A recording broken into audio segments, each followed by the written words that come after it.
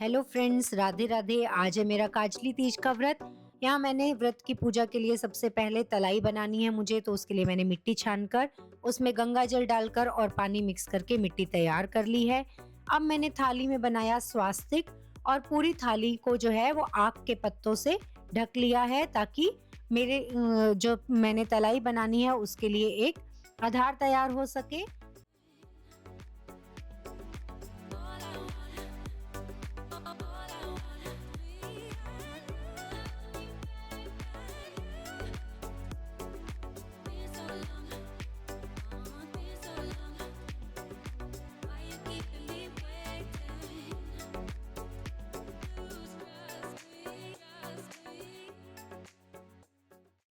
अभी मैंने व्रत की पूजा करने की सारी तैयारी शुरू कर दी है।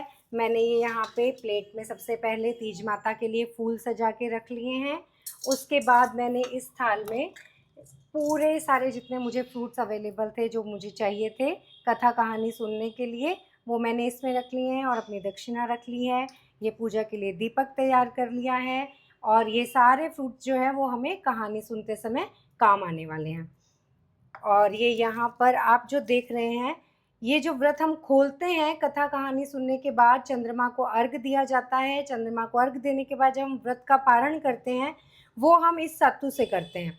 अगर आप भी ये व्रत करते हैं तो ज़रूर बताइएगा, आप इस मिठाई को क्या कहते हैं? क्या आप इसे सातू ही कहते हैं और इसे अपने आप बनाते हैं या मार्केट से लेके आते हैं? क्योंकि ये सारा सातू मेरे मायके से आया है और मेरी माता जी ने इसे खुद अपने हाथों से बनाया है और ये सच में खाने में बहुत स्वादिष्ट होता है।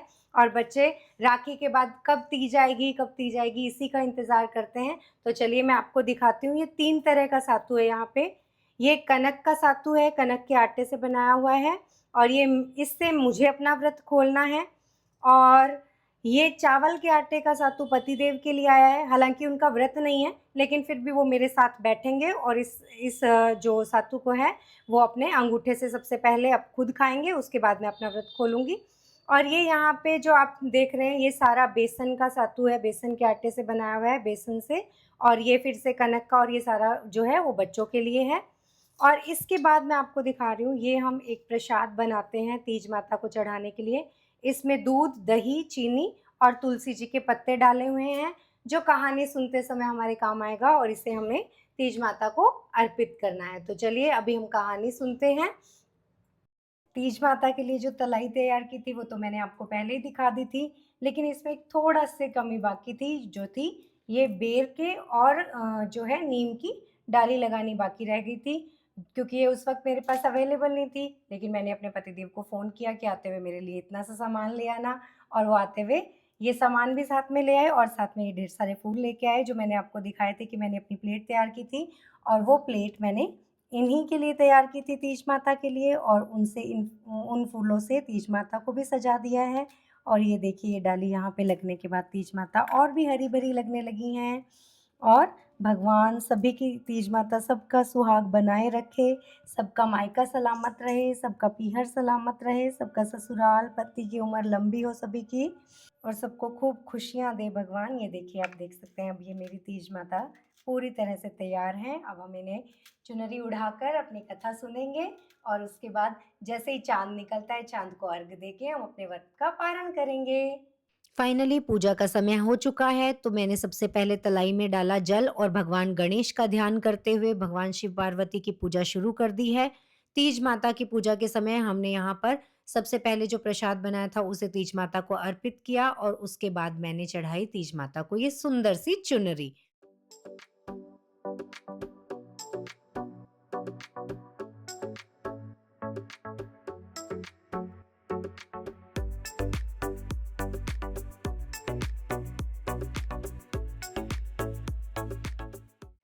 तलाई में जल डालने के बाद मैंने अपने सुहाग की सारी चीज़ें एक-एक करके उसमें देखनी शुरू की। सबसे पहले मैंने देखा अपना मंगलसूत्र और अपनी चूड़ियाँ और माथे की बिंदिया। उसके बाद मैंने देखे थाली में जितने भी फल रखे थे, और हाँ, जो सातु जिससे कि मुझे अपना व्रत खोलना था वो देखना मैं कैसे ही भूल सकती थी। तो वो देखकर मैंने अपनी पूजा का समापन किया।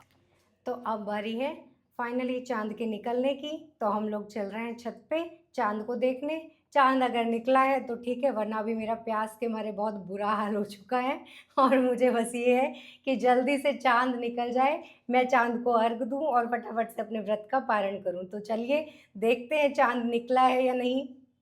मुझे पिछले 20 मिनट से मैं चाँद के निकलने का इंतज़ार कर रही हूँ, लेकिन चाँद है कि बादलों में छिपा और अपना चेहरा ही नहीं दिखा रहा है। देखते हैं अभी और कितनी देर के बाद चाँद दिखाई देने वाला है। लेकिन फ्रेंड्स, मेरा प्यास के मारे और भूख के मारे बहुत बुरा हाल हो रहा है। बस अभी देखते हैं कितनी देर और लगती है। जैसे ही चाँद देवता निकलते हैं हम उन्हें अर्घ देते हैं और अपने व्रत का पारण करते हैं। लेट्स सी अभी कितना और टाइम लगने वाला है। तो फ्रेंड्स, फाइनली वो टाइम आ गया है। चाँद देवता ने हमें अपने दर्शन दे दिए हैं। तो अभी मैं अब चाँद देवता को अर्घ देने के बाद अपने व्रत का पारण करने वाली हूँ। तो थैंक यू।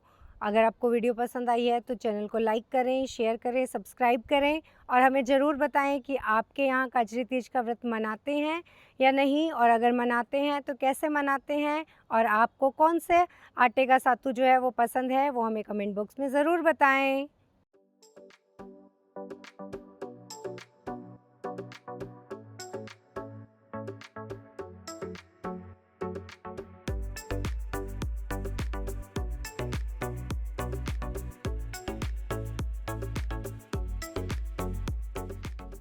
माँ, हाँ बेटा। आप अर्घ देकर आए हो? हाँ, मैं अर्घ माँ, देकर। सातू दे दो। बस अभी देती हूँ, 2 मिनट। ये लो, पहले ये प्रसाद लो।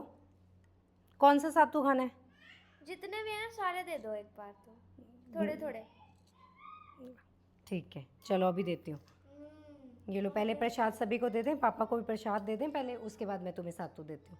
तो फ्रेंड्स, अब बस हम अपने व्रत का पारण करेंगे। हमने चांद को अर्घ दे दिया है, तो चलिए खोलते हैं अपने व्रत को, और ताकि प्यास से जो बुरा हाल हो रहा है फटाफट से पानी पी के अपना गला तृप्त करती हूँ मैं पहले तो। चलिए। सातू भी खाते हैं। हाँ चलो।